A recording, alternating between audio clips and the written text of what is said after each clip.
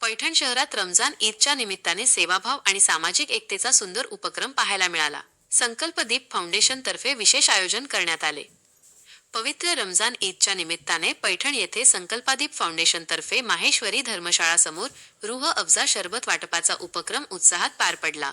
या उपक्रमात सकाळी लवकरपासूनच नागरिकांनी मोठ्या संख्येने सहभाग घेतला.